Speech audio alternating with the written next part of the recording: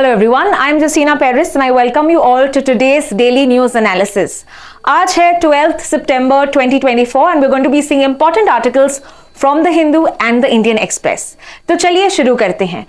Before we move on, I had told you in the last video कि हम comment sections में आपको questions पूछते हैं और आप कमेंट सेक्शन में आंसर दोगे. सो बहुत सारे स्टूडेंट्स ने आंसर किया है and let me also discuss what the questions I had asked and let me see if you have got that correct. So let's see the comment box. So यहाँ पे many of the students have commented and firstly bravo, बहुत बढ़िया, आपने बहुत सही answers दिए हैं. So let's see what were the questions that were asked. पहला क्वेश्चन था 16th finance commission recently constitute हुआ था. Who is the chairperson? And yes, that is Arvind Panagariya. So बहुत बढ़िया, बहुत सारे लोगों ने आंसर किया है. The second question was even 15th finance commission पूछा था. So that is NK Singh. जो पिछला वाला था अभी रिप्लेस किया गया है Arvind Panagariya, that is 16th finance commission, ये इनके चेयरपर्सन है. Then I asked you how many departmental related standing committees. This was a पुराना टॉपिक 2-3 वीडियो के पहले, बट मैंने पूछा था because we had something related to that. So departmental related standing committees, ये parliamentary committees होते हैं. तो कितने ऐसे हैं? There are 24 such committees, and here we saw that in these 24 committees, 8 committees are mainly under the Rajya Sabha. 8 committees are mainly under the Rajya Sabha. बाकी के जो 16 committees हैं, that are directed by the Lok Sabha. तो ये हमने पिछले session में भी किया था. नेक्स्ट क्वेश्चन जो मैंने पूछा था is with regard to the lithium triangle, right? lithium triangle. तो ये लिथियम ट्रायंगल यानी कि जो स्टेट्स में लिथियम ज्यादा पाया जाता है, and that is which states? ABC, that is Argentina, Bolivia and Chile, and that is ABC. And yes, many of you all have answered it absolutely correctly. So we saw that in one more question was कि कितने members होते हैं? 31 members होते हैं. That is 21 from Lok Sabha and 10 from Rajya Sabha in these departmental related standing committees. So very well guys, बहुत बढ़िया. Let us also see if you are able to answer today's questions correctly in the comment box. Even if you have any feedback, even if you have any questions, any topics that you've not understood, you can write that in the comment section and I'm going to answer that for you. So let's start with the first article. This article is given both in the Hindu and the Indian Express and this is about an important scheme. Scheme का नाम है Ayushman Bharat Pradhan Mantri Jan Arogya Yojana and commonly called as Ayushman Bharat Pradhan Mantri Jan Arogya योजना, PMJ. ये scheme के बारे में जानते हैं. It is not a new scheme, ये पुराना स्कीम है, लेकिन कुछ डेवलपमेंट्स आए हैं इस कुछ दिन पहले यानी कल के दिन में. So let us see what is the new thing that has been done. So firstly, before I teach you about the new developments, let us understand the old scheme. तो old scheme जो है प्रधानमंत्री जन आरोग्य योजना, ये launch हुई थी 2018 में, 2018. Okay? Now it provides secondary and tertiary healthcare to poor. Secondary and tertiary. Now what do you mean by this? So is there something called as primary healthcare too? Yes. So there are 3 tiers of healthcare. यानी 3 levels. 3 levels of healthcare. कौन से हैं ये health care के levels? समझते हैं. First one is your primary health care. Primary health care is जो health care जहां पे आपको basic health care facilities provide की जाती है. जैसे गांव में okay you have the general doctors, general nurses, वहां पे काम करते हैं स्मॉल विलेजेस में. That is your primary health care. So general health care that is provide, general doctors that are there to provide you basic health care facilities. यानी बुखार होता है या कोई चोट लगती है, आप इस छोटे सेंटर्स में जाते हैं. The next one is called as the secondary health care.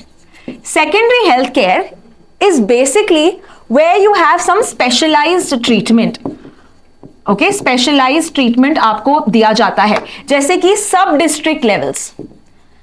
सब डिस्ट्रिक्ट लेवल्स में आप ये पाए जाते हैं. So mainly ophthalmologist, okay, some specialisation that you find, आंखों के लिए डॉक्टर होता है, कानों के लिए डॉक्टर होता है, ENT.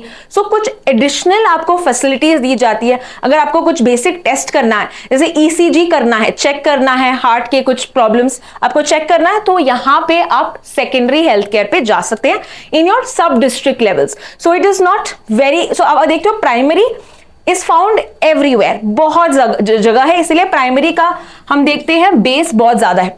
सेकेंडरी इससे थोड़ा कम है, एंड जो बहुत ही कम है it is tertiary. Okay, this is tertiary. So tertiary level is where you find highly specialised. जैसे कि अगर आपको ओपन हार्ट सर्जरी करना है, so you only have to go to big hospitals, जैसे कि डिस्ट्रिक्ट लेवल में हॉस्पिटल्स या मेडिकल कॉलेजेस में जाते हैं, जो गवर्नमेंट हॉस्पिटल्स होते हैं वहां पे होता है टर्शरी हेल्थ केयर. सर्जरी करना, कोई MRI CT स्कैन करना, जो बड़े बड़े इक्विपमेंट्स होते हैं, that is in your tertiary levels, and you will find that is a very small number as compare to the rest. So these are the 3 levels of health care.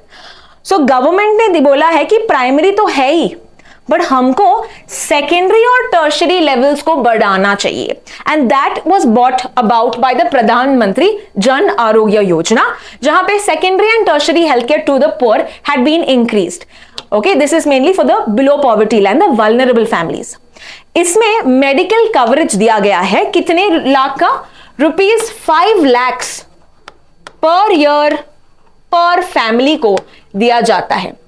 Okay, now which family are we talking about? Below poverty line families.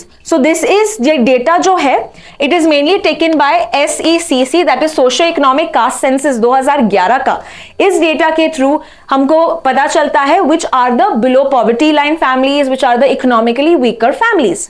तो उनको 5 lakh per year per family it is given so that they can afford these healthcare services.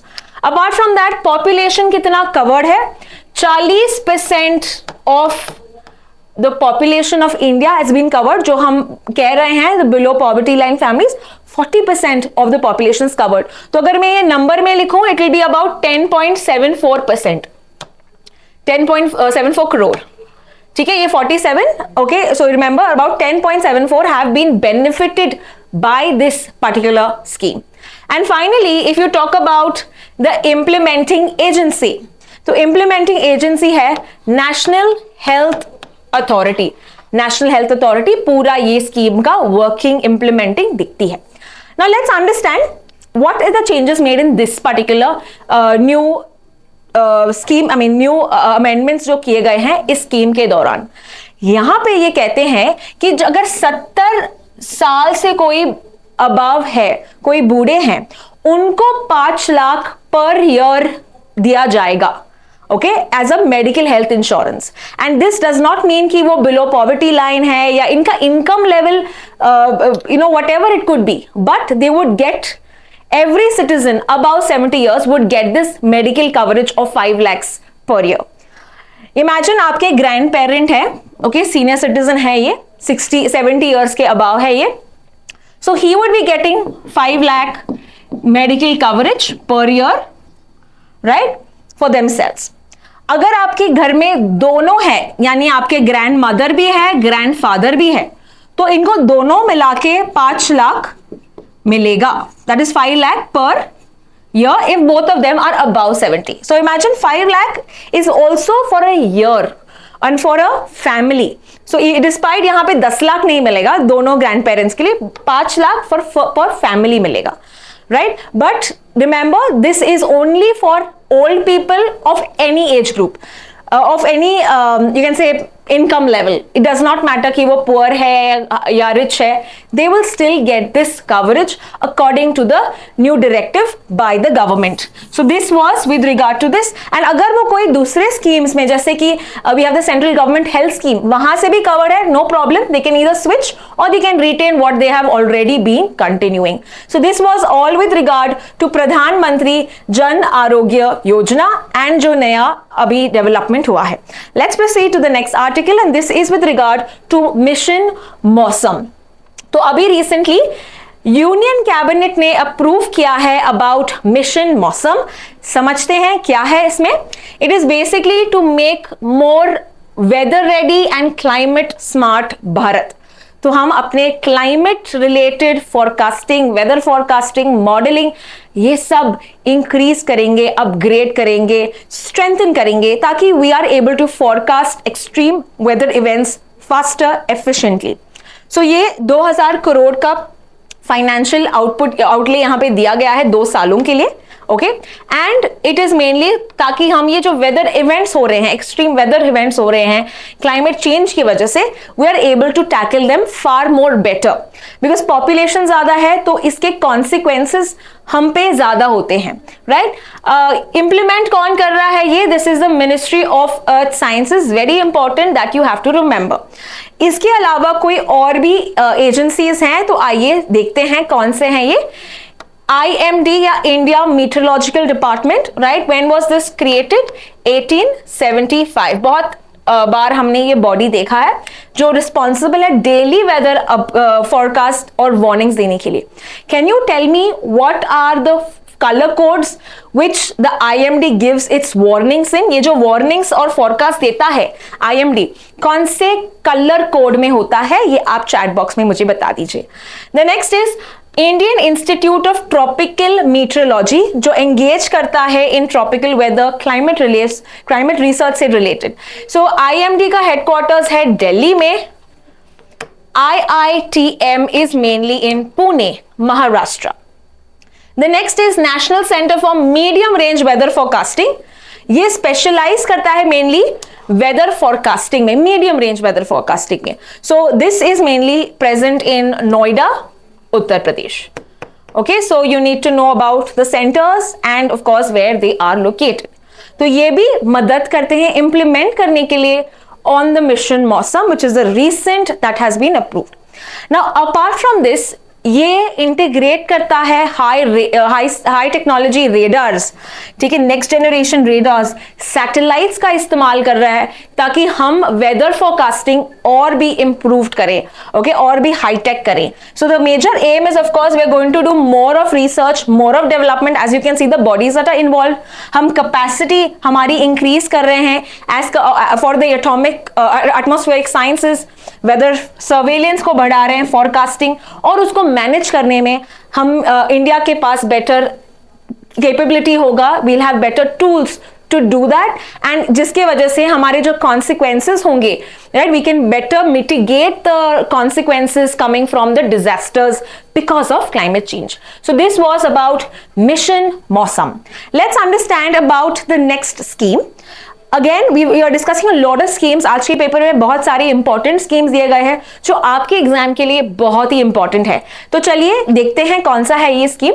This is with regard to PME drive. PME drive. So let us see what exactly is mentioned in this. नाम से पता चलता है कि आपको यहाँ पे ई vehicles के वजह से, या E drive, so something has to do with E vehicles. Yes, we are going to be basically focusing or increasing our, you can say, concentration, focus on procurement of these e-vehicles. Incentivize करेंगे इस sector को, because what is the positive of e-vehicles या electric vehicles? इससे environment के लिए काफी ज़्यादा better है, because ये pollution नहीं देती, electric में चलता है. The second positive aspect is यहाँ पे हमको fuels लेना नहीं पड़ेगा, क्योंकि हम ये जो फ्यूल्स लेते हैं वे मेनली पेट्रोलियम और सब हम ये इंपोर्ट करते हैं दूसरे कंट्री से, जिसके वजह से हमारा बहुत सारा पैसा चला जाता है, because we are relying on imports. So if you are going to rely on EVs, we don't have to rely on these imports that are coming. Thirdly, we can say that ये job creation में मदद करेगा, because ज्यादा से ज्यादा हम EVs खुद generate करेंगे, इंसेंटिवाइज करेंगे मार्केट्स इन इंडिया, जिसके कारण जॉब क्रिएशन में ये बेनिफिट करेगा. So there are number of positives of switching to e vehicles for the environment, for the economy and for the population in general. So यहाँ पे government ने बोला है हम 10,900 करोड़ रुपए इसमें पंप इन करेंगे ताकि हम प्रोक्योरमेंट करेंगे ई बसेस के लिए. We are going to set up charging stations across India, ताकि दैट ऑल्सो इंफ्रास्ट्रक्चर पे भी हम फोकस करेंगे इलेक्ट्रिक व्हीकल्स को चार्ज करने के लिए, ताकि there will not be any barriers, there will not be any loopholes for people switching into e-vehicles. अभी क्या हो रहा है, बहुत लोग 10 बार सोचते हैं ईवी से शिफ्ट करने के लिए from the general conventional petrol diesel vehicles, because अभी बहुत सारे रीजन्स में अभी तक चार्जिंग स्टेशंस नहीं है. पेट्रोल पंप तो बहुत जगह मिलेंगे पर चार्जिंग स्टेशंस आपको कहीं कम मिलेंगे, right? So that is one reason where people are anxious. तो ये एंग्जाइटी, ये एड्रेस रेंज एंग्जाइटी करने के लिए from EV buyers they are going to do this, right? Let's understand more such important aspects of this E drive. तो यहां पे मैंने कुछ लिस्ट डाउन किया है. Let us see what is this. PM E drive का full form यहां पे दिया गया है, प्रधानमंत्री और prime minister electric drive revolution in innovative vehicle enhancement. As I always say, हमारी जो गवर्नमेंट है is very excellent in getting short forms, right? Short form बस इजी है पीएम ई ड्राइव, पर उसका लॉन्ग फॉर्म बहुत ही बड़ा और बहुत कंफ्यूजिंग हो सकता है. Yes, I understand. एनीवे, इसकी इंप्लीमेंटिंग एजेंसी कौन है? It is the ministry of heavy industries. Ministry of heavy industries. तो इन्होंने आदेश दिया है recently. So you remember, this can be a little confusing. Apart from that, objective क्या है? ऑब्जेक्टिव है कि हम अडॉप्ट करें electric vehicles in India, boosting that sector. हम इंसेंटिव्स दे for the purchase of EVs. जो 2 व्हीलर 3 व्हीलर इलेक्ट्रिक व्हीकल्स हैं, इसका परचेज के लिए इंसेंटिव दे ताकि लोग ज्यादा बाय करें. So this is for the buyers. And first next is creating the necessary infrastructure, जैसे कि आपके चार्जिंग स्टेशंस, जैसे कि charging station. So this is the objective of the PM E drive, focusing on the EVs. Next is, let us also see, ये जो हमारा focus है, it is because of something known as Panch Amrit. Panch Amrit का मतलब है 5 nectar elements. पंच 5 nectar अमृत. So what exactly this? ये India ने प्रपोज किया था COP26 में. ये COP26 कब और कहां हुआ था? The COP26 happened in the place called as Glasgow. Glasgow कहां पे है? यूके में. Okay, and this was in the year 2021. So 2021 में जब ग्लास्गो यूके में हुआ था, India had put about a climate action plan. इसमें उन्होंने 5 थिंग्स बताए थे. Okay, some things are going to be very common that we also have in our Paris agreement, but we will see what is the meaning of Panch Amrit. तो ये पूछ सकते हैं which of them is element of Panch Amrit और it is not part of Panch Amrit. तो आपको ये by heart होना है. What is it? It is increasing the non fossil fuel capacity, यानी कि हमको फोकस करना है रिन्यूएबल एनर्जी पे. कितना? 500 गीगावाट बाय 2030. नेक्स्ट इज 50% जो हम एनर्जी बना रहे हैं, they should come from renewable energy again by 2030. The third element is हमारा जो कार्बन एमिशंस है, ये हमको रिड्यूस करना है. कितना? 1 billion tonnes. Okay, we need to reduce our carbon emissions. Fourth one is with regard to हमारा जो कार्बन इंटेंसिटी है, रिडक्शन करना है वहां पे भी 45%. So again reduce carbon emissions by 45% by 2030. And the last one, very easy, the net zero emission by 2070. Now you are going to tell me global target क्या है to have the net zero emissions. What is the global year or global target year for net zero emissions? ये जो है, ये India ने अपनाया है 2070. Okay, so that is a question for you. Anyway, net zero emissions का मतलब क्या है? Net का मतलब है कुछ माइनस कर रहे हैं. So we are minusing what? जो भी हम emit कर रहे हैं उतना ही हम अब्सॉर्ब कर रहे हैं. यानी कि जो भी हम कार्बन डाइऑक्साइड ओके या एमिशंस हम पोल्यूशन दे रहे हैं, हम एमिट कर रहे हैं हमारी इंडस्ट्री से, व्हीकल से, उतना ही हम अब्सॉर्ब करेंगे through newer technologies. Is what this net zero target is. जितना एमिट करेंगे उतना हम अब्सॉर्ब करेंगे by 2070. So it's going to be a net zero effect देगा. So this is with regard to Panch Amrit, and we saw the important initiatives, और इसी initiatives को हम implement करने के लिए we have brought about newer schemes like the PM E-Drive. Let's understand the next article now, and this is with regard to again an old scheme which is the Vibrant Village program. So let's see what exactly is this about. तो ये जो है vibrant village programme, इस article में पूरा vibrant village programme और कुछ important points and one liners भी दिए गए हैं। So we are going to see which are the one liners. Let us first see this vibrant village programme because ये मेंशन बहुत किया है इस पर्टिकुलर स्कीम में। Okay, so this was mainly approved in 2023 में। ये जो वाइब्रेंट विलेज प्रोग्राम 2023 में ये इंप्लीमेंट करना स्टार्ट हुआ। What exactly it is? It is a central sponsored scheme, जिसका मतलब है सेंटर और स्टेट्स दोनों इसको फंड करेगी, दोनों यहां पे फंड करेगी इस स्कीम में। मिनिस्ट्री कौन सी है? मिनिस्ट्री है होम अफेयर्स, मिनिस्ट्री है home affairs. Okay, so the implementation will happen over these 3-4 years. So what is this? 22 से लेके 25. Okay, 2022 से 23 and 25 से 26. This is basically the year in which this is going to be working. Total 4,800 crore का outlay है, 4,800 करोड़ का यहाँ पे इन्होंने आउटले दिया गया है, फंडिंग दिया है। But why are we doing this funding for what? Purpose क्या है? पर्पस है कि हम इंफ्रास्ट्रक्चर बढ़ाएं in mainly the border areas. And if you want a trick, ये बॉर्डर एरियाज जिसके हम बात कर रहे हैं, which border states are we talking about? It is Arunachal Pradesh, Sikkim, Uttarakhand, Himachal Pradesh and the Union Territory of Ladakh. So let's see which are these once again. Arunachal Pradesh, Sikkim, Uttarakhand, Himachal Pradesh and Ladakh. Now an easy trick for you to remember, you will see कि जो हमारा China से लगने वाला border, okay, mainly these states में होता है, these states in UT में होता है exactly. So ये आपको याद रखना है कि जो भी चाइना से लगने वाला बॉर्डर है उस स्टेट में वाइब्रेंट विलेज प्रोग्राम अपनाया जाएगा ताकि वहां पे कनेक्टिविटी हो सके, ताकि वहां पे इंफ्रास्ट्रक्चर बिल्ड कर सके, ताकि वहां पे रोड्स और सब आ सके। So this is a very important scheme by the ministry of Home Affairs mainly to boost the border regions near China. Apart from this, the article covers कि हमारा जो बॉर्डर रोड ऑर्गेनाइजेशन है, जो road connectivity border regions में काम करता है, right? So there will not be any overlap between this programme and Border Road Organisation. Remember, Border Road Organisation 1960 में आया था, मिनिस्ट्री ऑफ डिफेंस के अंदर काम करता है ये।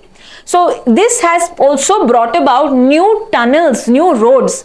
तो कौन से रोड्स है, टनल्स है, यहाँ पे दिया गया है अटल टनल, सेला टनल, शिकुनला टनल। ये एक बार हम देखते हैं बिकॉज यहाँ पे क्वेश्चंस बन सकते हैं। So here you can see the tunnels that are there. I have listed this down for you, please note it down because they are very important. यहाँ पे डायरेक्ट क्वेश्चंस आ सकते हैं। First thing, Atal tunnel. Atal tunnel को पहले हम Rohtang tunnel कहते थे। तो ये जो टनल है, it is considered as the world's longest high altitude tunnel, और ये हिमाचल प्रदेश, पीर पंजाल रेंज जो है वहां पे ये पाया जाता है, हिमाचल प्रदेश में। The second tunnel is called the Sela tunnel. Okay, article में सेला टनल के बारे में भी मेंशन किया है। तो ये कहां पे है? This is in Arunachal Pradesh and this is considered as the world's longest bi lane tunnel, यानी दोनों लेन्स, दो लेन्स है यहाँ पे, bi lane. Okay, so for both this, so therefore remember world's longest bi lane tunnel Sela tunnel and अभी world's longest high altitude tunnel Atal tunnel. Next is Shinku La tunnel. Even this is mentioned in your article today. Shinku La tunnel अभी construction होने को है, I mean start हो गया है but complete नहीं हुआ है। So this was recently Kargil Divas. When is Kargil Divas? You are going to tell me in the chat box because recently ये शिकुनला टनल को इनका जो इनॉग्रेशन है कंस्ट्रक्शन का, प्राइम मिनिस्टर ने फ्लैग ऑफ किया था। प्राइम मिनिस्टर ने यहाँ पे इनॉग्रेट किया था कारगिल दिवस पे। तो कारगिल दिवस कब है आप मुझे कमेंट सेक्शन में बताएंगे। So anyway, Shinku La tunnel it is in Himachal Pradesh का लाहौल वैली एंड लद्दाख का जांस्कर वैली, यहां को कनेक्ट करता है। कहां पे? लाहौल से जांस्कर, विच इज हिमाचल से लेके लद्दाख तक। तो ये एक इंपॉर्टेंट टनल है बिकॉज इट इज सेड कि this is going to be the world's highest tunnel जब ये बनेगा। तो ये अगर 10,000 फीट अबाउ सी लेवल है, this is about 15,000 feet above sea level. So that is going to be the highest soon once it is built. Okay, next is Jawahar tunnel, ये याद रखना, बनिहाल टनल भी कहते हैं इसको, ये जम्मू कश्मीर में है। And finally the NH75 tunnel which is in Madhya Pradesh. Okay, so I hope you have listed these important tunnels because these can be some important questions that you can be asked. Let's proceed to the next article. Next article है TAPI pipeline के बारे में। So international affairs में जाते हैं। अभी Tapi pipeline जो है अभी न्यूज में है, this is also not a very news but अभी वापस आया है because Afghanistan has begun some work on the Tapi pipeline. So let us first see what is Tapi, is in India included, all of that let us see.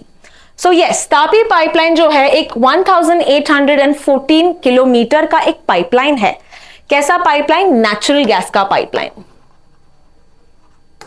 Okay, natural gas. So this is mainly transporting 33 billion cubic meters, इतना gas transport करेगा। कहां से कहां तक? कहां से? That is T stands for Turkmenistan, Turkmenistan से लेके इंडिया तक। Okay, that is why the name Tapi. So Turkmenistan, T, A stands for Afghanistan, P stands for Pakistan and I stands for India. So ये 4 countries यहाँ पे involved है, that is Turkmenistan, Afghanistan, Pakistan and India. So the route that you can see is Golkanish, which is considered as one of the largest reserves of natural gas. यहाँ से जो Turkmenistan से अफगानिस्तान आएगा, अफगानिस्तान के जो हेरत, ओके, कंधार रीजन्स में ये पास होगा। देन यू हैव पाकिस्तान के बलूचिस्तान रीजन पे पास होगा एंड देन फाइनली पंजाब में we have the Fazilka which is near the Indo Pakistan border, यहां तक ये पाइपलाइन होगा। So this is also called as the peace pipeline. Okay, this is called the peace pipeline where we are having these developments with our neighboring countries so that we can improve connectivity, we improve energy security. तो बहुत ये help करेगा इन 4 countries को साथ में आने के लिए। तो ये conceive हुआ था 1990s में, but you see that the work is still not done. Why? Because of the security challenges in these countries. Security challenges की वजह से अभी तक ये इंप्लीमेंट नहीं हुआ है। तो अभी अफगानिस्तान में जो गवर्नमेंट है, तालिबान ने स्टार्ट किया है कि हम यहाँ पे वर्क करें। So it's actually trying to be a little proactive with other countries. Sanctions अभी भी लगे हैं बट फिर भी वो कनेक्शंस मेंटेन करना चाहता है। तो इसी वजह से आपने अगर पढ़ा होगा जुलाई के एंड में एक न्यूज था कि चाइना और अफगानिस्तान एक प्रोजेक्ट पे काम कर रहे हैं कॉपर से related. Okay, largest known copper extraction project जो काबुल में है। सो चाइना वहां पे भी, अफगानिस्तान में भी कुछ एक्सप्लोरेशन और सब कर रहा है। सो एनीवे, तापी अगर हम कहें, it is basically started in 1990s। 2010 में 4 गवर्नमेंट्स के जो हेड्स हैं आए, साथ में साइन कर लिए। एंड दिस पर्टिकुलर जो तापी पाइपलाइन है, it is funded by which agency or which bank? It is the Asian Development Bank. Now a lot of times I have discussed about the Asian Development Bank and you are going to tell me where the headquarters of the Asian Development Bank is located. Where is the headquarters of the Asian Development Bank? We've done this a number of times, so let me see if you remember it. So this is all with regard to Tapi pipeline. Just a little brief हमने समझा है। And of course जब भी ये आएगा, we see that ये जो natural gas है purchase करेगी countries like India, Pakistan as well as Afghanistan. It is said that Afghanistan about 16% of the natural gas purchase करेगी. Apart from that, Pakistan and India will mainly purchase about 46% each. ठीक है, so that is basically how 42%, not 46, 42% is what they are going to be purchasing. So ऐसे करके this is how natural gas के लिए हमने diversify किया। We are not focusing on a single country and of course relations भी हम improve करेंगे from the countries. So this is all with regard to this. Let me proceed to the next article. Now this is another scheme which is given in the Indian Express, जो है प्रधानमंत्री ग्राम सड़क योजना। So recently हमने 4th phase, okay, now this is also not a new scheme, हमने 4th phase यहाँ पे implement करना स्टार्ट किया है।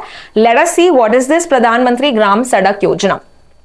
मिनिस्ट्री कौन सी इन्वॉल्व है यहाँ पे, पहले ये याद रखना, ministry is rural development.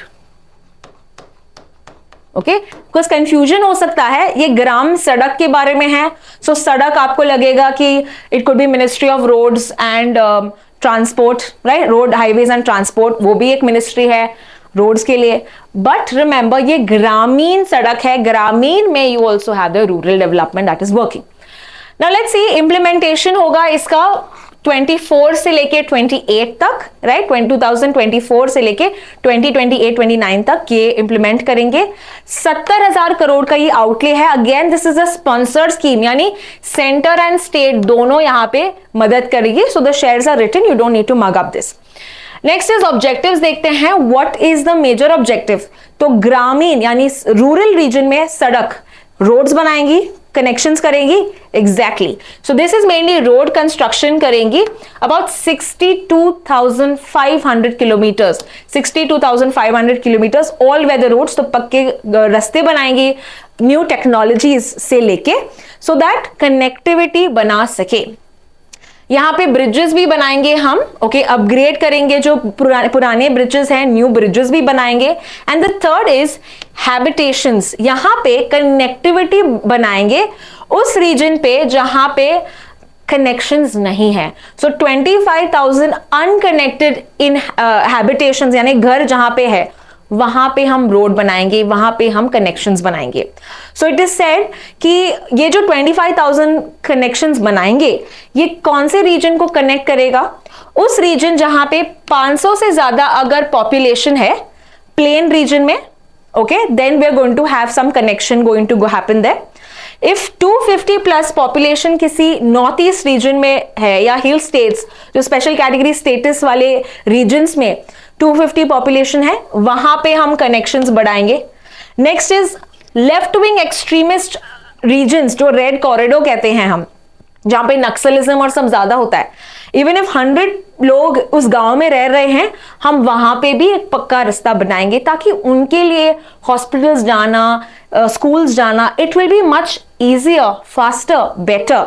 So these are targeted in the 4th phase of the प्रधानमंत्री ग्राम सड़क योजना। तो बहुत सारे important points we have squeezed out from this article. Let's proceed to the next one. Madrasas unfit for proper education says the NCPCR। Okay, before going to the article let's understand some basics. ये जो NCPCR यहां पे लिखा गया है ये क्या है समझते हैं। So NCPCR was established in the year 2007. कौन सी मिनिस्ट्री के अंदर आती है ये? Ministry of women and child development. Okay, because child rights के बारे में है तो child development. Full form of NCPCR, national commission for protection of child rights.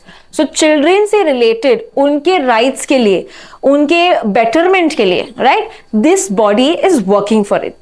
सो यहां पे it protects mainly under 3 important acts, जो है पॉक्सो, राइट, पॉक्सो जो है protection of children from sexual offences, juvenile justice which is care and protection of children, ये 2015 का है।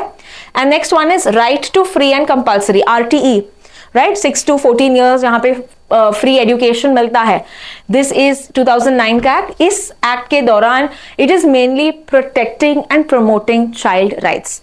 It is one such huge body that is an advocate of child rights, representing India even at international levels. So यहां पे इन्होंने क्या बोला है कि जो मदरसास होते हैं, you must have heard of this term called मदरसा। मदरसा जो है it is basically an Arabic word जिसका मतलब है a place of learning.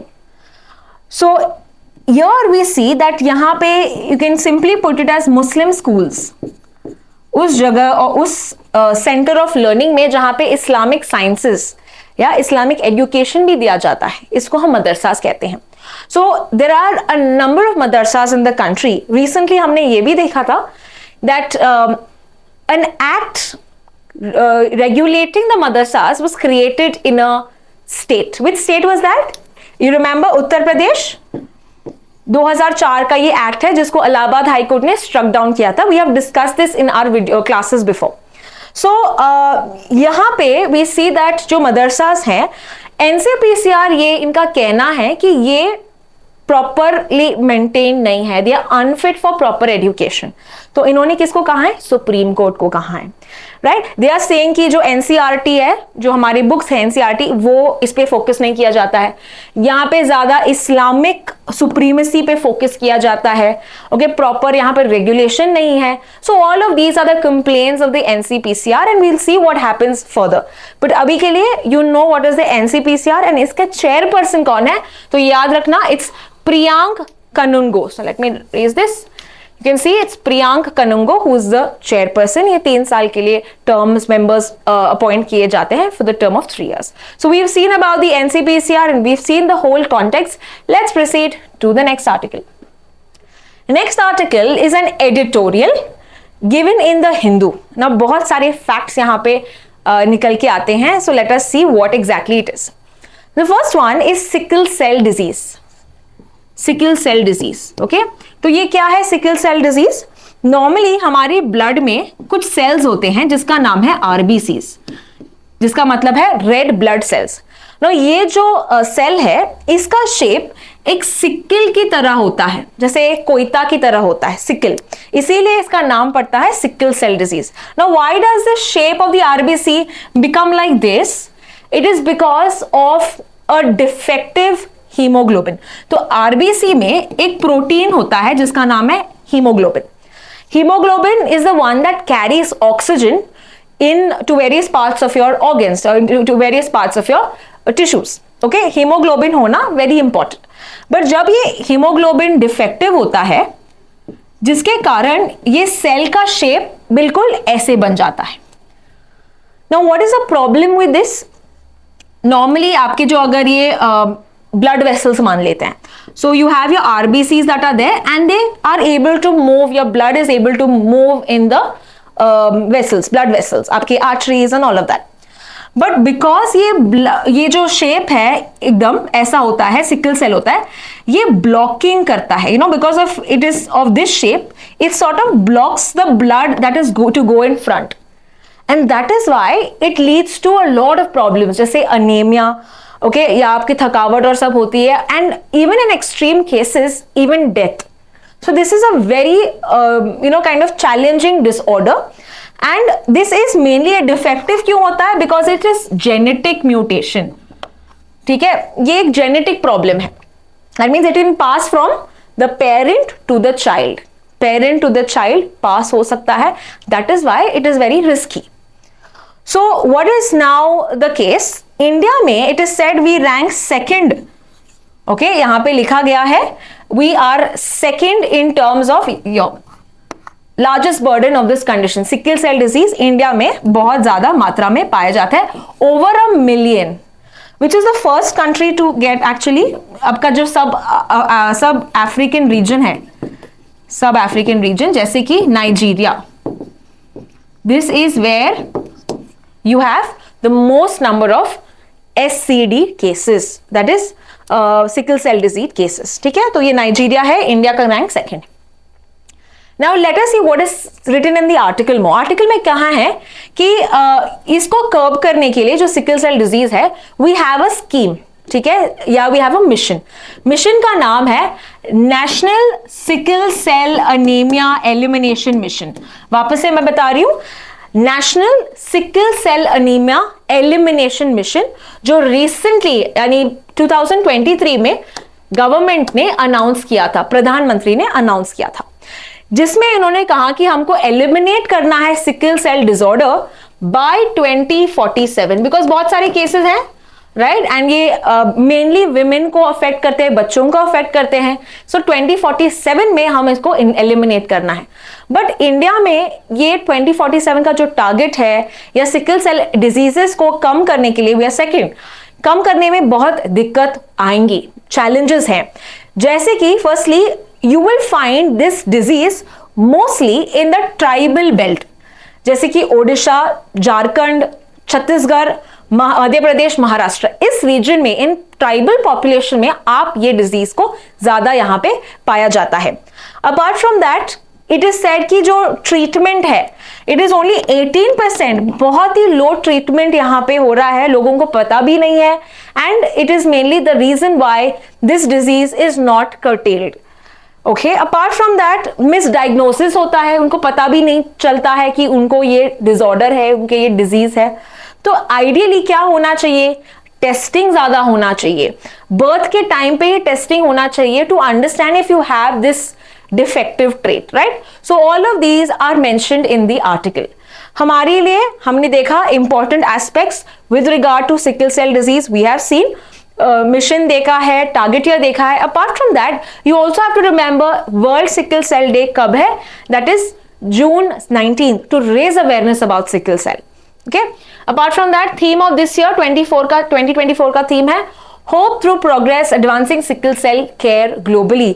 यानी इवन ये जो जेनेटिक डिसऑर्डर है, अगर हमको इसको टारगेट करना है, वी कैन यूज बायोटेक्नोलॉजी जैसे कि CRISPR-Cas9, ये सब टेक्नोलॉजी की वजह से आप जीन को एडिट कर सकते हो ताकि ये आगे वाले जनरेशन को ना हो. So these are like the ways that you can target. Even there is a very important drug called as hydroxyurea. Okay, hydroxyurea which is said कि बहुत एफिकेसी है, बहुत ही एफिशिएंट है in treating sickle cell disease. So hydroxyurea is used for which treatment, अगर पूछा याद रखना सिकल सेल के लिए ये इस्तेमाल होता है. So this is all with regard to this article. And we are going to end the video in this. Don't forget to watch the next video because next video में हम 20 questions discuss करेंगे. I hope you're going to answer all the questions that I have asked you and I'll see you next time. Thank you.